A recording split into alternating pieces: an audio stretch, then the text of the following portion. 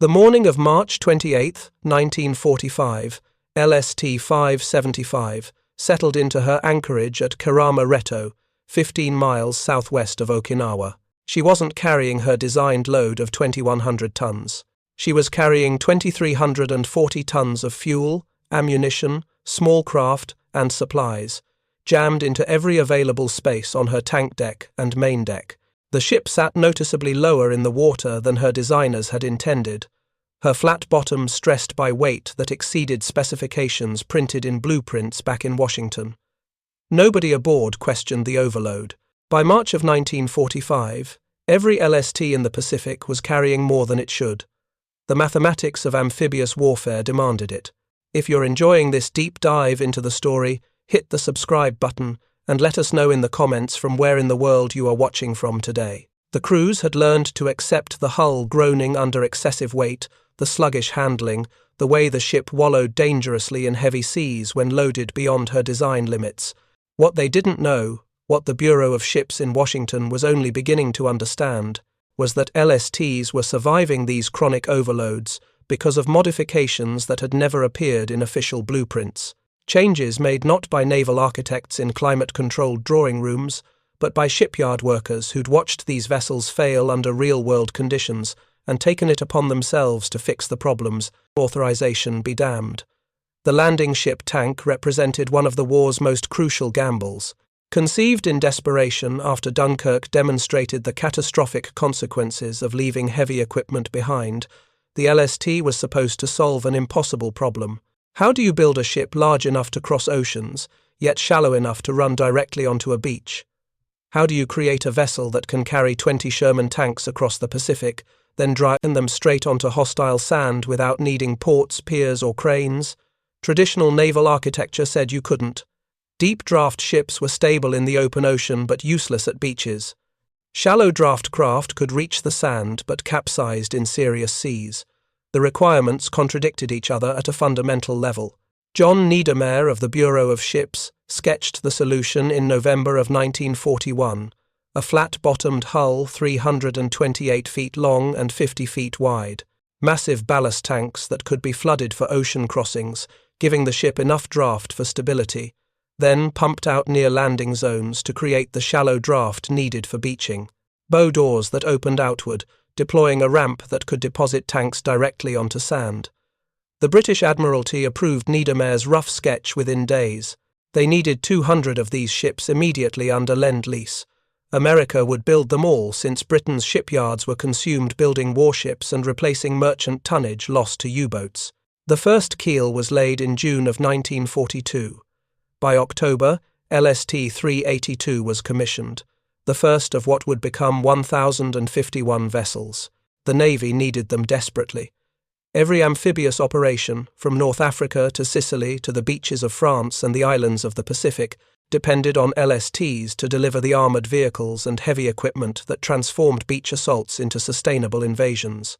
But the ships that slid down the building ways in 1942 and 1943 carried fundamental problems that wouldn't become apparent until crews tried to use them under combat conditions.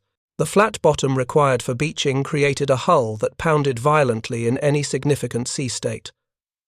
The square bow needed for bow doors limited speed to 11 knots at best. The shallow draft and broad 50-foot beam produced a violent rolling motion that made sailors seasick in conditions other vessels barely noticed. These discomforts were tolerable. What wasn't tolerable was the way LSTs were breaking, not spectacularly, not catastrophically like the Liberty ships that fractured completely in half. LSTs failed more insidiously. Deck cracks appeared after repeated beaching, frames buckled under loads that should have been routine, welds split along seams that engineering calculations said should hold. Most disturbingly, the main deck showed dangerous deflection when loaded with vehicles that weighed less than the specified capacity. The problem intensified as operations pushed LSTs beyond their design parameters. The 2,100-ton capacity was theoretical, calculated for ideal loading conditions with weight properly distributed. Combat operations were never ideal. Commanders crammed ammunition into every space. They stacked vehicles tighter than blueprints allowed. They loaded fuel drums on the main deck. They secured additional landing craft topside. They transformed LSTs into floating warehouses because the alternative was leaving critical supplies behind. LST crews reported the consequences. Hull plates developing stress cracks near the bow door hinges, deck beams sagging under concentrated loads, frame members showing visible deformation after repeated beach groundings. The ships were wearing out faster than anyone had anticipated, some becoming structurally questionable after fewer than 10 landing operations. Naval architects scrambled to understand why vessels less than 2 years old were exhibiting structural fatigue that shouldn't appear for decades. The Bureau of Ships convened investigation boards. Metallurgists examined failed sections. Engineers reviewed stress calculations. Naval inspectors documented cracks and measured deflections. The official reports blamed operational overloading. Ships designed for 2,100 tons were routinely carrying 23 to 2,500 tons. The excess weight, combined with the violent motion in rough seas and the shock loads from grounding on beaches, exceeded design margins. The solution, according to Washington, was straightforward. Stop overloading the ships, enforce the 2,100-ton limit, distribute weight properly according to loading diagrams, avoid unnecessary topside cargo. These recommendations arrived at fleet headquarters stamped with the Bureau of Ships' authority and were promptly ignored by every operations officer in the Pacific and European theatres. Enforcing load limits meant fewer tanks per landing, fewer supplies per voyage, more ships required for each operation. The Allies didn't have more ships. LST production was massive, but still couldn't keep pace with demand. Churchill complained constantly about LST shortages delaying operations. Eisenhower postponed D-Day partly because he couldn't assemble enough LSTs for a 5-division assault. Operational commanders made their calculation. Better to risk structural damage than fail to deliver the tanks and supplies that determined whether amphibious assaults succeeded or drowned in bloody chaos on the beaches. They would run the LSTs hard, overload them routinely, and deal with structural failures when they happened.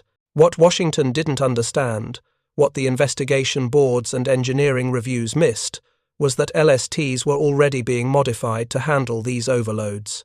Not through official design changes or authorized structural upgrades, but through improvised reinforcement supplied by workers who built the ships and by repair crews who fixed them between operations. The modifications started at the shipyards along America's inland waterways. 5 yards spearheaded LST production, 4 along the Ohio River and 1 on the Illinois River. Dravo Corporation in Pittsburgh served as lead yard, developing the construction techniques the others adopted. American Bridge Company in Ambridge, Pennsylvania. Missouri Valley Bridge and Iron Company in Evansville, Indiana. Jeffersonville Boat and Machine Company in Jeffersonville, Indiana. Chicago Bridge and Iron Company in Seneca, Illinois. These were not traditional shipyards. They were bridge builders, barge constructors, heavy fabrication plants converted to naval production. Their workers were welders and fitters who'd spent careers building river barges and steel bridges, not ocean-going warships. They brought practical fabrication experience and a pragmatic approach to structural problems that sometimes clashed with naval architecture theory.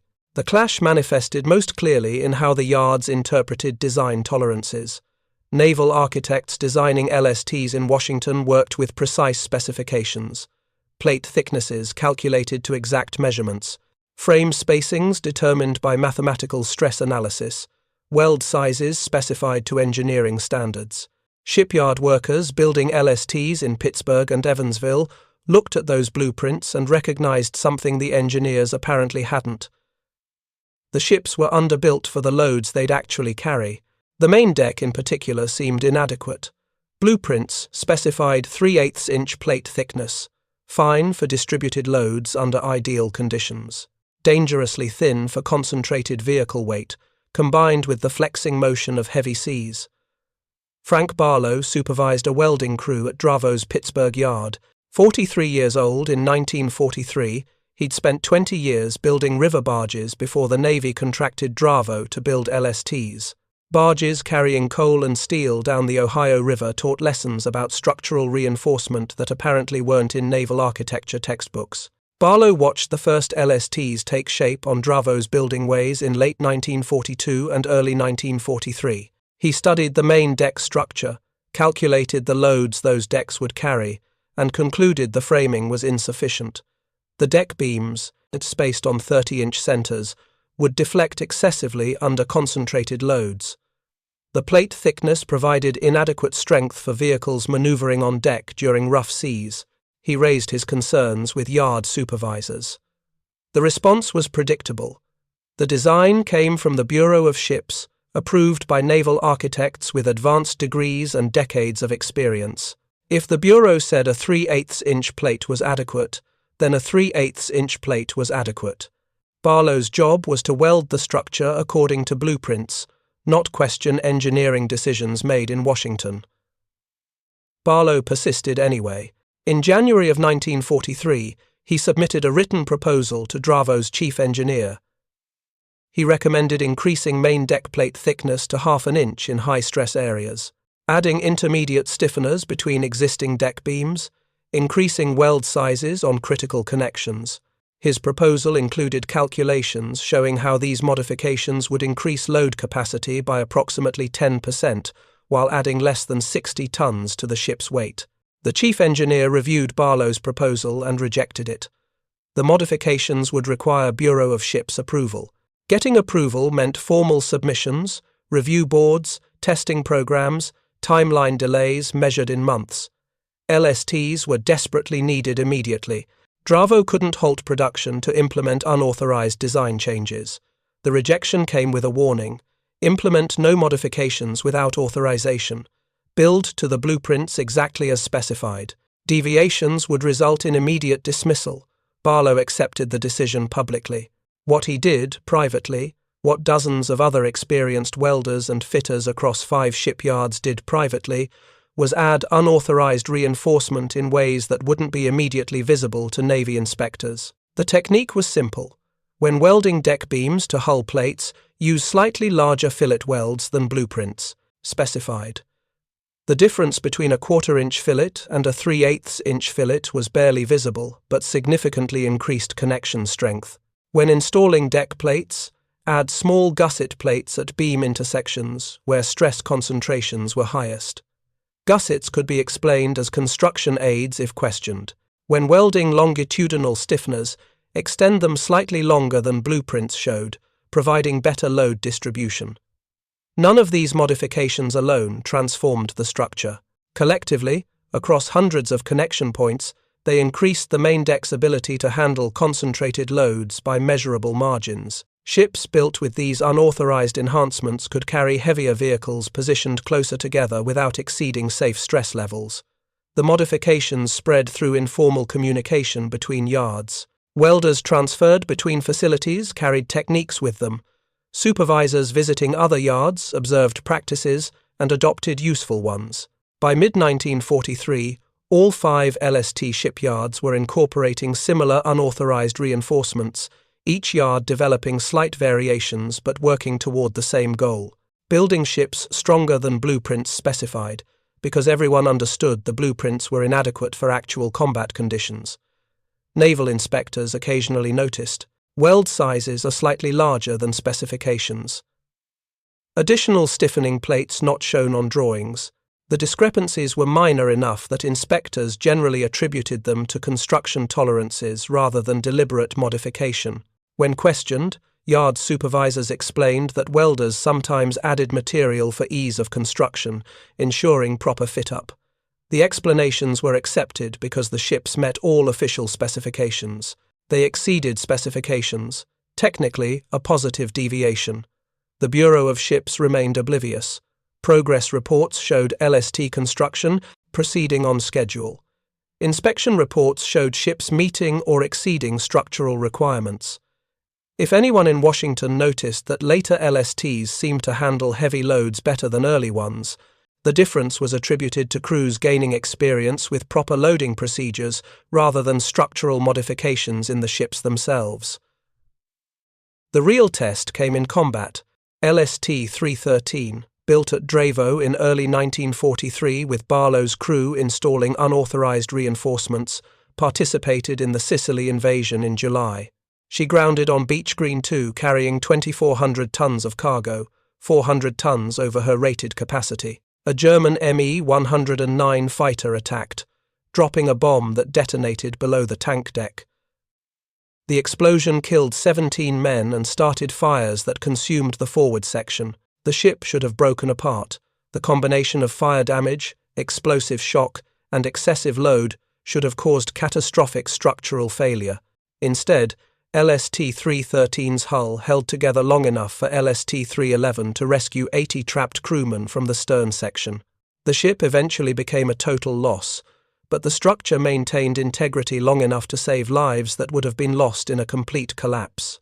Barlow heard about 313's performance through unofficial channels. He never received official recognition because his modifications were never officially acknowledged, but he knew, and the other welders and fitters at Dravo knew, that the unauthorized reinforcement had worked exactly as intended. The pattern repeated across the Pacific through late 1943 and into 1944. LSTs carrying unauthorized reinforcement survived groundings, near-miss explosions, and structural loads that should have caused catastrophic failures.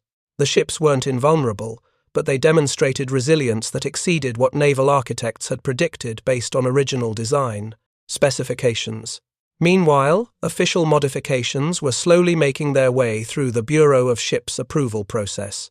By mid-1943, operational reports from Sicily and the Solomon Islands had convinced Washington that design changes were necessary. Starting with LST-513, the elevator for transferring vehicles between decks was replaced with a 12 by 32-foot hinged ramp. This modification alone required extensive structural redesign because the ramp opening created a significant interruption in the main deck's load-bearing structure.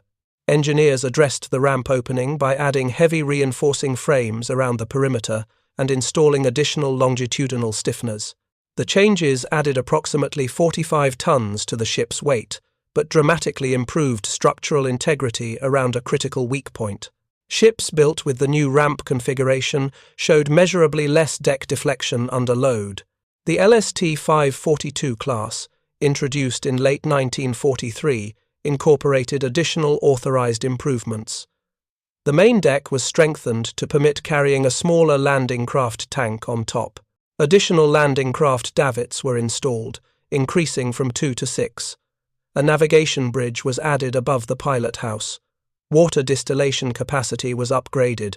Armor and armament were enhanced with the addition of a 3-inch, 50-caliber gun. These official modifications addressed some of the structural concerns that Barlow and other shipyard workers had identified months earlier through unauthorized reinforcement, but the official changes only applied to new construction. Ships already in service, the early LSTs built in 1942 and early 1943, continued operating with their original structural limitations. That's where the repair crews took over. LSTs returning from combat operations with structural damage went to advanced base facilities scattered across the Pacific.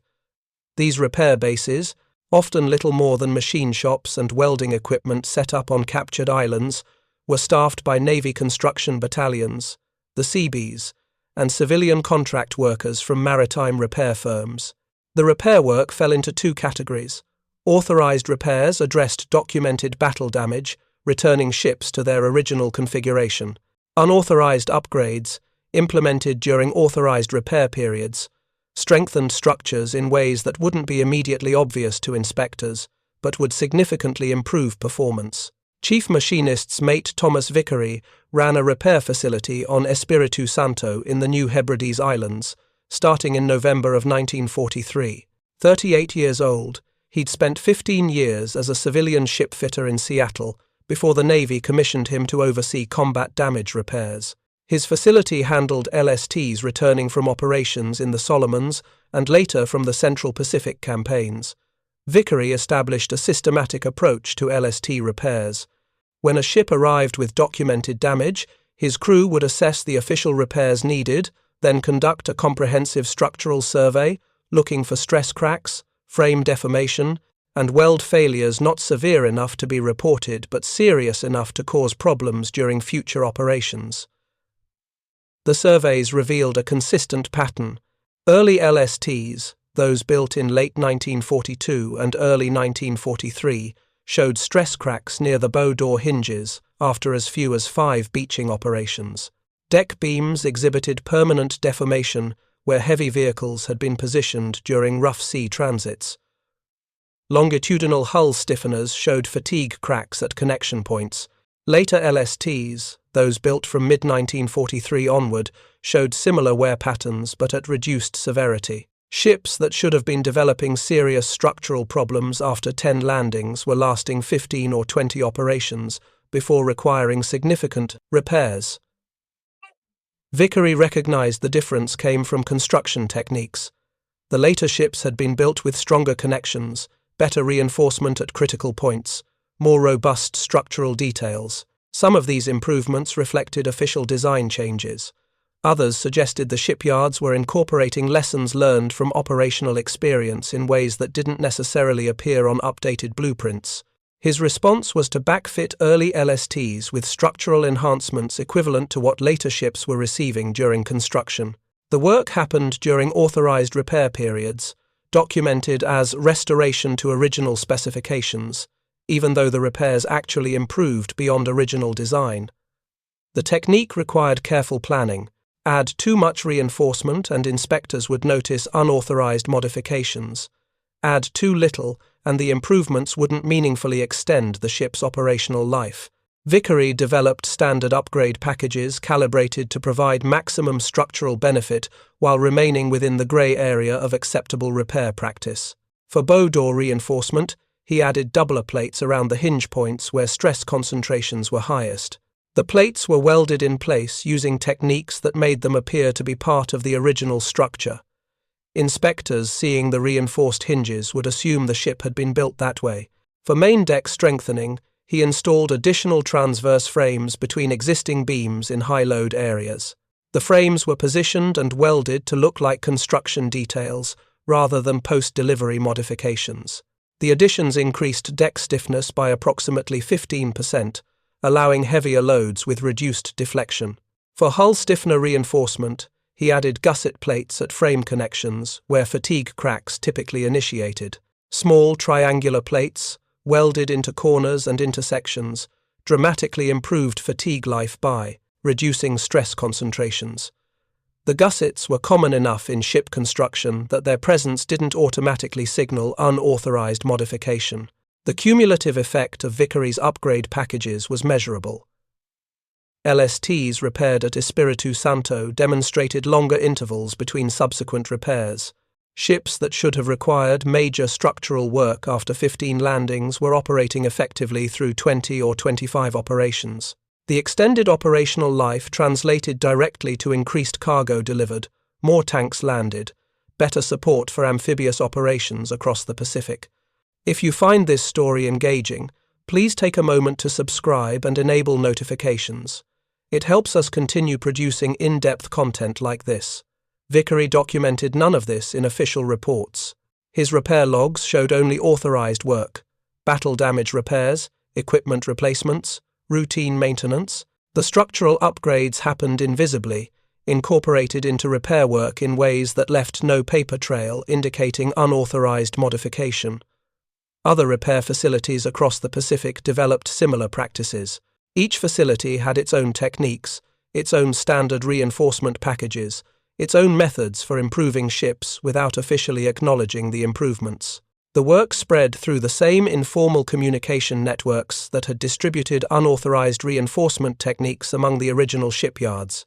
By early 1944, the combination of shipyard modifications and repair facility upgrades had created an entire class of LSTs that performed significantly better than their official specifications suggested. Ships rated for 2,100 tons were routinely carrying 2,400 tons without structural distress.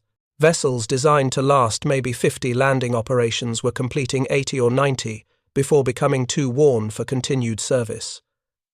The improvement in LST performance didn't go completely unnoticed. Operations officers planning amphibious assaults in 1944 began calculating cargo loads based on practical experience rather than official specifications. They knew LSTs could handle more weight than the Bureau of Ships said. They didn't know why, and they didn't particularly care. What mattered was that the ships were surviving the punishment of repeated combat operations. The Bureau of Ships conducted periodic structural surveys of LSTs in service, examining ships at various stages of their operational life to assess wear patterns and structural degradation. The surveys, conducted in early 1944, revealed an interesting pattern. Ships were lasting longer than predicted. Structural wear was progressing more slowly than initial models suggested. The discrepancy was attributed to improved crew training in loading procedures and better operational practices regarding beaching techniques. The actual explanation, that the ships themselves had been systematically strengthened through unauthorized modifications at construction yards and repair facilities, never made it into official analyses. The modifications were too distributed, too incremental, too carefully concealed within legitimate construction and repair work to be detected by surveys looking for major unauthorized changes. The culture of unauthorized improvement reached its peak in the spring and summer of 1944 as the Pacific campaign intensified and LST demands increased. The invasion of the Mariana Islands in June required massive LST support. The liberation of the Philippines starting in October demanded even more. Each operation pushed the ships harder, loaded them heavier, stressed them beyond official limits. The ships survived because dozens of workers at 5 shipyards and hundreds of repair crew members at facilities scattered across the Pacific had taken it upon themselves to build and maintain vessels stronger than the Navy officially required. They did it without authorization, without recognition, in many cases without even acknowledging to themselves that what they were doing contradicted official procedures. They did it because they understood something the naval architects in Washington apparently didn't. Specifications on blueprints matter less than performance under actual operating conditions.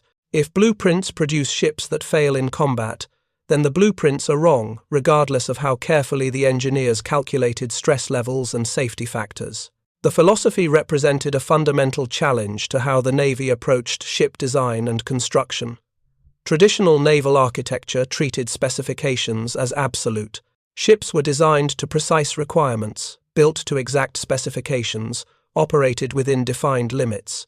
Deviations from specifications were failures, evidence of poor construction or inadequate engineering. The LST experience suggested a different model. Specifications were starting points, initial estimates that would be refined through operational experience. Ships would be built to specifications, then modified based on what actually worked in combat. The modifications would be incorporated back into specifications for future vessels. The process was iterative, experimental, driven by practical results rather than theoretical calculations. This approach horrified traditionalists in the Bureau of Ships, who believed proper engineering eliminated the need for empirical modification. Ships should be designed correctly initially based on sound engineering principles. If designers did their job properly, ships wouldn't require field modifications to perform adequately.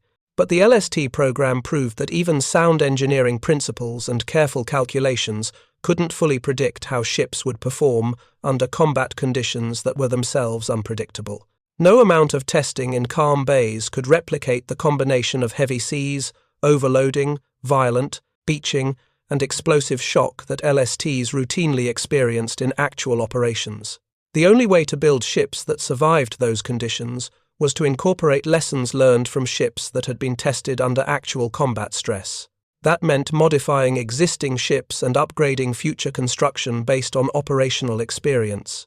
The process required workers willing to implement improvements without waiting for official authorization. Supervisors willing to look the other way when they noticed unauthorized modifications, and a repair system that treated field expedient upgrades as acceptable practice rather than prohibited deviation. By late 1944, that entire system was operating smoothly.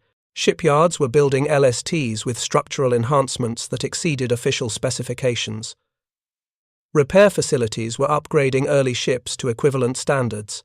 Operations officers were loading ships to practical limits rather than official capacities. The result was an LST fleet that could support amphibious operations more effectively than the original design specifications suggested. The Leyte Gulf operation in October of 1944 demonstrated the accumulated benefit. 16 LSTs supported the invasion fleet, hauling ammunition, aviation fuel, and supplies through kamikaze attacks and typhoon conditions.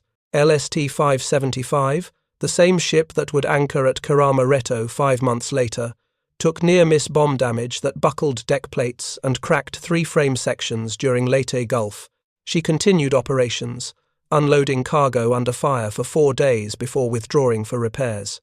The structural redundancy that allowed her to sustain damage and remain operational didn't appear on her construction blueprints. It came from unauthorized reinforcements added during construction at American Bridge Company's Ambridge facility, combined with upgrades implemented during a repair period at Espiritu Santo in August of 1944. Vickery's crew had strengthened her main deck frames and added doubler plates around critical connections during that repair period. The work was documented as routine maintenance, restoration of minor wear and tear. The actual effect was to transform a ship that was showing structural fatigue after 9 months of operation into a vessel that could withstand combat damage that would have crippled an unmodified LST. The pattern repeated across the fleet. LSTs that should have been wearing out were lasting longer, surviving heavier punishment, delivering more cargo per ship than original calculations predicted. The extended operational life meant fewer ships were needed to support a given operation. Amphibious planners could execute larger assaults with available LST numbers because each ship was more reliable, more durable, more capable than official specifications indicated. The irony was that the Navy never officially acknowledged the improvements. Reports documenting LST performance in 1944 and 1945 attributed better-than-expected results to crew experience, improved loading procedures, and better operational practices. All of those factors contributed, but they didn't explain why ships built in late 1943 and early 1944 demonstrated structural capabilities measurably superior to vessels built just months earlier. The actual explanation remained invisible because the people responsible for the improvements never claimed credit and often didn't even recognize their work as particularly significant. Barlow at Dravo thought he was just applying common sense about structural reinforcement based on decades of building river barges. Vickery at Espiritu Santo believed he was doing routine repair work, fixing problems before they became critical failures. Neither man saw himself as revolutionizing naval construction practices or challenging traditional engineering authority. They were solving immediate practical problems using techniques they'd learned through hands-on experience. The fact that their solutions contradicted official specifications mattered less than the fact that their solutions worked. This practical, experience-based approach to ship construction and repair represented a profound shift in how American industry approached wartime production. In peacetime, specifications were absolute, deviations were unacceptable, unauthorized modifications meant dismissal or criminal charges. War changed the calculation. Results mattered more than procedure. Ships that worked were more valuable than ships that precisely matched blueprints but failed under combat stress. The culture that permitted Barlow to add unauthorized reinforcement at Dravo and Vickery to implement undocumented upgrades at Espiritu Santo extended across American war production. It showed up in tank factories where workers strengthened armor beyond specifications. It appeared in aircraft plants where assemblers reinforced wings based on field failure reports. It manifested in ammunition plants where loaders added slightly more propellant than official formulas specified because they knew the extra power improved performance. None of this was officially sanctioned. Much of it violated regulations. All of it reflected workers' conviction that they understood their products better than distant engineers who'd never seen equipment used under actual combat conditions. The conviction was frequently justified. Workers who built ships daily, who welded the connections and assembled the structures, developed intuition about what would work and what would fail that no amount of theoretical calculation could replicate. The LST story became a case study in the value of that practical knowledge.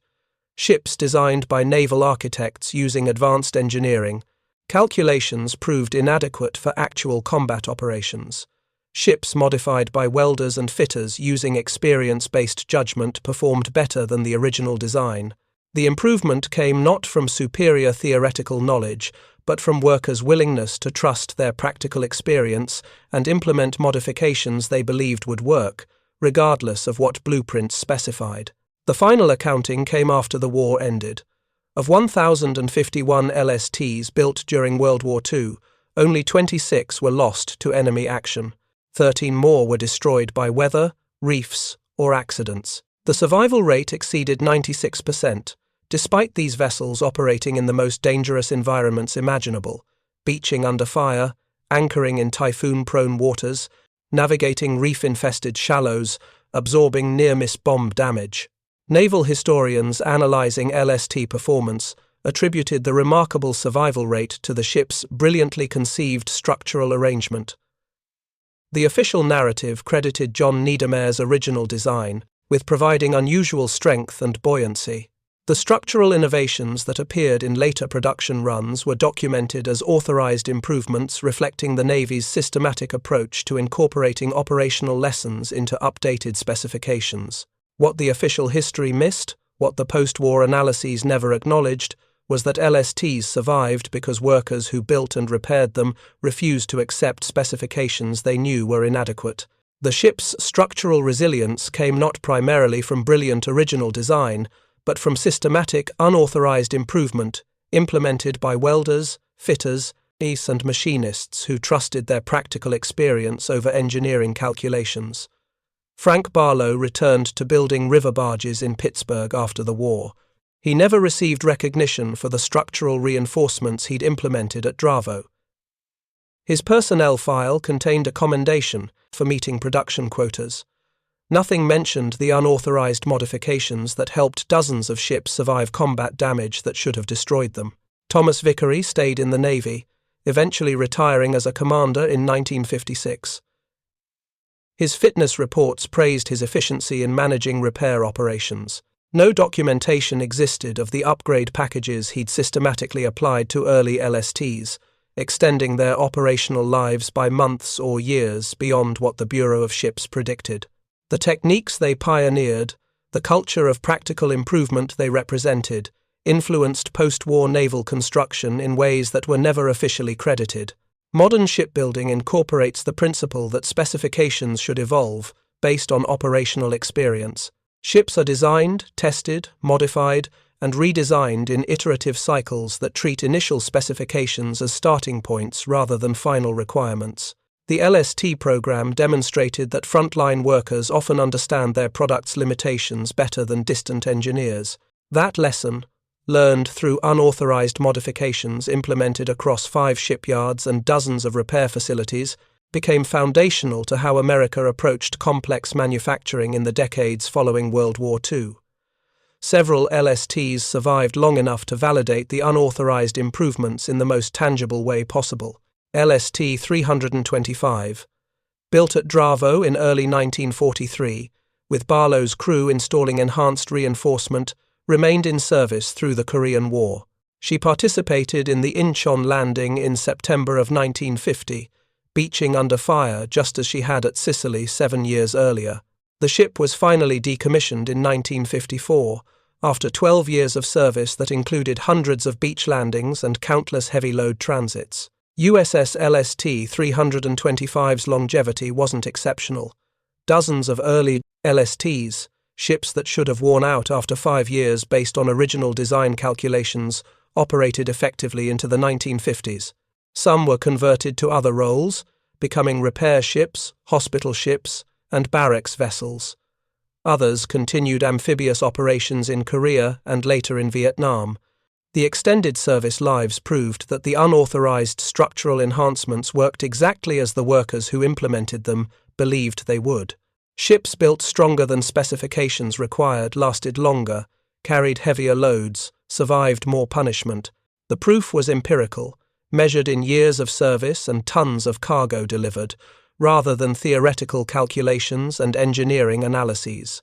3 LSTs survive today as museum ships, silent testimony to the workers who built them stronger than blueprints demanded. SS Jeremiah O'Brien, built in 1942, actually sailed to Normandy under her own power for the 50th anniversary of D-Day in 1994.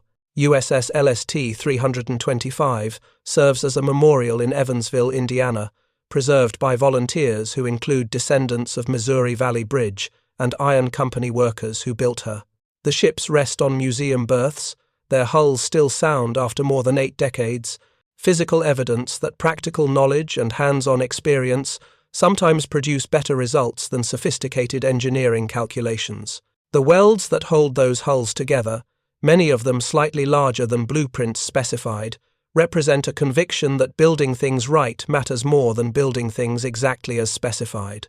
The extended service lives proved that the unauthorized structural enhancements worked exactly as the workers who implemented them believed they would. Ships built stronger than specifications required lasted longer, carried heavier loads, survived more punishment. The proof was empirical, measured in years of service and tons of cargo delivered, rather than theoretical calculations and engineering analyses. 3 LSTs survive today as museum ships, silent testimony to the workers who built them stronger than blueprints demanded. USS LST 325 actually sailed across the Atlantic under her own power in 2000, a 57-year-old vessel making a transoceanic voyage that demonstrated the fundamental soundness of her construction. USS LST 393 serves as a museum in Muskegon, Michigan. LST 510 is preserved in Evansville, Indiana, maintained by volunteers who include descendants of Missouri Valley Bridge and Iron Company workers who built her. The ships rest at museum berths, their hulls still sound after more than 8 decades, physical evidence that practical knowledge and hands-on experience sometimes produce better results than sophisticated engineering calculations. The welds that hold those hulls together, many of them slightly larger than blueprints specified, represent a conviction that building things right matters more than building things exactly as specified. But the true legacy of the LST modifications extends far beyond the ships themselves. The culture of unauthorized improvement that Frank Barlow and Thomas Vickery represented became, in many ways, a template for how American industry approached complex problems throughout the Cold War and beyond. The principle that specifications should serve as guidelines rather than absolute constraints, that workers closest to production often understand limitations better than distant engineers, that empirical results matter more than theoretical compliance. These ideas became foundational to American manufacturing philosophy. The aerospace industry absorbed these lessons most directly. When NASA began designing spacecraft in the late 1950s, engineers explicitly incorporated feedback mechanisms that allowed technicians and assemblers to propose modifications based on their hands-on experience. The culture that built the Apollo program included formal channels for workers to suggest improvements, but it also tacitly accepted that some modifications would happen informally, implemented by people who knew their craft well enough to recognize when official specifications were inadequate. The difference was that by the 1960s, this approach had become semi-official. Companies developed internal processes for documenting field modifications, for incorporating lessons learned from operational experience, for upgrading existing equipment based on practical testing. What had been unauthorized and hidden during the LST program became recognized as valuable practice, though still not always formally acknowledged. The military itself learned from the LST experience, though the lessons took decades to fully permeate institutional culture. The Pentagon's acquisition process gradually incorporated more flexibility for field modifications. The concept of rapid prototyping, building initial versions, testing them under real conditions, and modifying based on results became standard practice by the 1980s. The approach represented a formal acknowledgement of what Barlow and Vickery had understood instinctively. You can't fully predict how equipment will perform under combat conditions until you test it in combat. Vietnam provided another validation of the LST workers' philosophy. American forces in Southeast Asia routinely modified equipment in ways that headquarters never authorized. Helicopter crews reinforced airframes, artillerymen adjusted propellant charges, infantry soldiers modified weapons. Maintenance crews improvised repairs using whatever materials were available. The modifications violated regulations and sometimes voided warranties, but they kept equipment functioning under conditions that exceeded original design parameters. The difference from World War II was that by the 1960s, commanders increasingly recognized these field modifications as valuable rather than problematic. After-action reports documented unauthorized improvements. Engineering teams visited forward bases to study field-expedient solutions. Some modifications were incorporated into official updates for new production. The process was messy, often contentious, and never as systematic as management theorists might have preferred. But it worked because it acknowledged that people using equipment under extreme conditions develop insights that lab testing can't replicate. The LST story also illuminated deeper tensions in how American society balanced authority against expertise, formal qualifications against practical experience. Frank Barlow didn't have an engineering degree. His knowledge came from 2 decades of building river barges, from thousands of welds made and stress patterns observed. Traditional hierarchies said his judgment should defer to credentialed naval architects in Washington. The LST program proved those hierarchies were sometimes wrong. This wasn't an argument for dismissing formal engineering education or rejecting theoretical knowledge. Naval architects provided the fundamental design that made LSTs possible. The calculations that determined hull form, displacement characteristics, and basic structural arrangements required sophisticated mathematical analysis that workers like Barlow couldn't perform. But the architect's expertise didn't extend to predicting exactly how ships would behave under combat conditions they'd never experienced.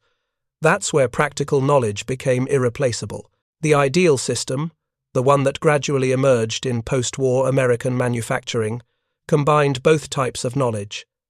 Engineers designed based on theoretical principles and mathematical modeling, workers and technicians modified based on practical observation and hands-on experience. The feedback loop between theory and practice, between design office and factory floor, produced better results than either group could achieve independently.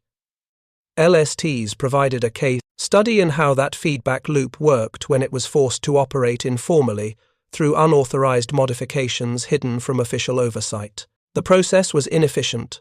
Lessons learned at one shipyard took months to reach others through informal networks, when formal communication could have spread them in weeks. It was risky workers who implemented unauthorized modifications could face dismissal if caught. And it was incomplete. Many useful improvements were never documented, never incorporated into official specifications, lost when the workers who developed them retired or died. But it worked well enough to make the difference between LSTs that barely met operational requirements and LSTs that exceeded those requirements consistently. That margin of improvement translated directly into military effectiveness. More cargo delivered, more operations supported, more amphibious assaults succeeding, because the ships that enabled them were more reliable than specifications promised. The human cost of inadequate specifications was real. Every LST that suffered structural failure, every ship that couldn't complete its mission because of design limitations, represented soldiers who didn't receive supplies, vehicles that didn't reach beaches, operations that failed or succeeded with unnecessary casualties. Barlow and Vickery understood those stakes. They weren't making abstract decisions about engineering theory. They were making concrete choices about whether ships would survive long enough to deliver the tanks and ammunition that determined whether soldiers lived or died. That understanding motivated their willingness to risk careers and reputations by implementing unauthorized modifications. They weren't rebels challenging authority for its own sake. They were craftsmen committed to building things that worked, even when working meant deviating from official instructions. The distinction matters because it explains why their approach succeeded where purely rebellious defiance would have failed. They respected the fundamental design, understood the engineering principles, but also recognized where those principles needed adjustment based on operational reality. The final irony is that the Bureau of Ships eventually implemented many of the same modifications that workers had been making unofficially for years. By late 1944, official specifications included reinforced main decks, strengthened bow door hinges, additional frame stiffeners, all changes that Barlow had recommended in January of 1943 and been told to ignore. The official modifications came with engineering analyses, testing programs, and formal documentation. They also came 18 months later than the unofficial versions that were already keeping ships operational. Those 18 months represented hundreds of landing operations, thousands of tons of cargo delivered, countless soldiers supported by ships that were performing better than their official specifications indicated. The delay demonstrated both the value of formal engineering processes and their limitations. Proper testing and documentation ensured modifications worked reliably and didn't create new problems. But the time required for proper testing meant ships operated for more than a year with inadequate structures, while bureaucratic processes ground toward conclusions that experienced workers had reached immediately. Modern military acquisition theorists still struggle with this tension between speed and validation, between implementing promising improvements quickly and testing them thoroughly before deployment. The LST program doesn't resolve that tension, but it does illustrate the costs of prioritizing process over results when lives depend on equipment performance. Frank Barlow died in 1967, 22 years after the war ended. His obituary in the Pittsburgh press identified him as a retired barge builder who'd worked at Dravo during the war. It mentioned his pride in having helped build ships that won the Pacific Campaign. It didn't mention that those ships survived partly because he'd ignored instructions and built them stronger than regulations required. Thomas Vickery lived until 1983. His Navy service earned him a military funeral with full honors. The ceremony recognized his contributions to the war effort, his efficiency in managing combat repairs, his leadership of men under difficult conditions. No one mentioned the systematic upgrades he'd implemented, the structural enhancements he'd hidden in routine maintenance documentation, the ships he'd kept operational by refusing to accept that original specifications were adequate. Their anonymity was complete and intentional. They'd never sought recognition for unauthorized modifications, because seeking recognition would have required admitting the modifications existed. The work remained invisible by necessity, hidden within legitimate construction and repair activities, camouflaged as normal variation in how different workers interpreted identical blueprints. But the ships remember. Every LST that survived the war, every vessel that operated into the 1950s and 60s, every hull that still floats at museum berths today carries physical evidence of that unauthorized craftsmanship. The welds are still there, slightly larger than blueprints specified.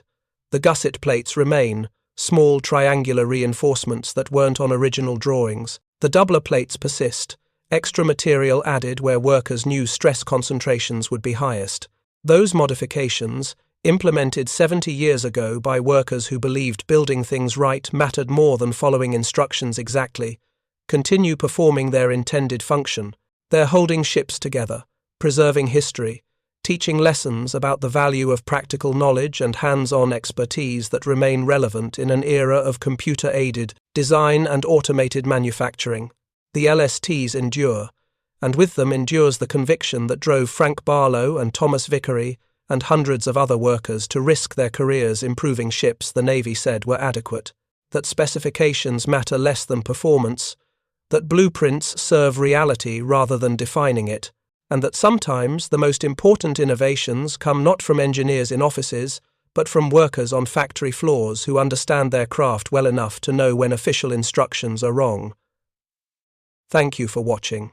For more detailed historical breakdowns, check out the other videos on your screen now and don't forget to subscribe.